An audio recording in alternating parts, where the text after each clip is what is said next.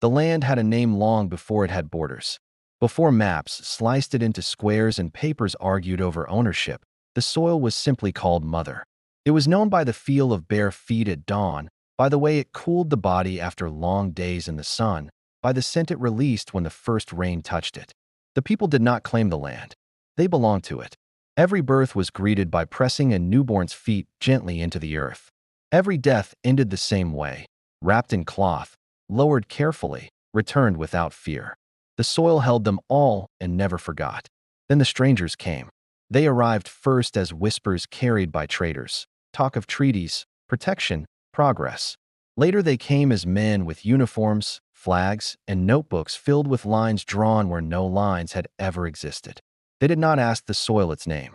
They renamed it. The land was measured. Pegs were hammered into sacred ground. Rivers were split by ink, hills reduced to coordinates. The strangers said the land now belonged to a crown far away, to companies with long names and longer reach. The people were told to move. Some resisted. Some prayed. Some stayed until force made the choice for them. Homes were burned. Fields were seized. Graves were plowed over and called development. Families scattered, carrying only memory and dust on their skin. But the soil remained. Years passed. Then decades. Plantations rose where villages once stood. Cash crops replaced food. The land was worked hard and thanked never. Its nutrients were drained, its rhythms ignored. Still, it endured. Every footprint, every tear, every prayer soaked back into it. The soil remembered. Children were born in labor camps and distant settlements, hearing stories of a homeland they had never seen. Elders spoke of fig trees that shaded meetings, of stones where oaths were sworn, of rivers that knew everyone's name. They spoke not with bitterness, but with certainty. This land knows us, they said, even if we are far from it. Some laughed at them. Others listened. When independence finally came, it arrived like a cautious sunrise. Flags were lowered. New ones rose. Speeches promised return, justice, restoration. But the land did not immediately go back to its people. The papers stayed powerful. Foreign companies remained. New elites replaced old rulers. The soil was still treated as a thing to be sold, leased, extracted.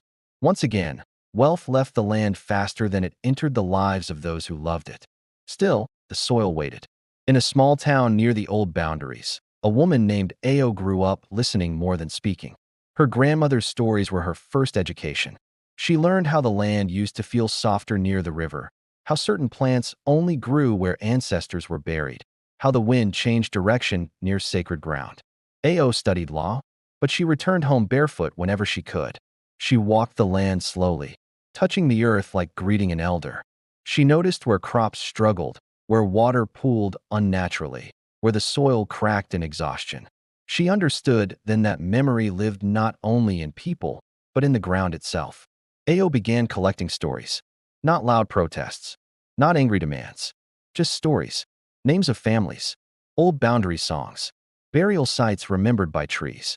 She recorded elders before their voices faded. She matched their memories with maps drawn long ago, maps made before conquest, before division. The soil responded. When surveyors came again to mark land for sale, their equipment failed mysteriously in certain places. Crops refused to grow where illegal titles were claimed. Heavy rains exposed old foundations, bones, carved stones, proof that life had existed there long before contracts. The land was speaking. Cases were brought to court. At first, they were dismissed. But evidence grew. International eyes watched. Histories once ignored became undeniable.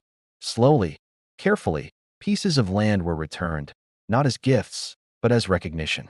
When the first families stepped back onto their ancestral soil, there were no celebrations. Only silence.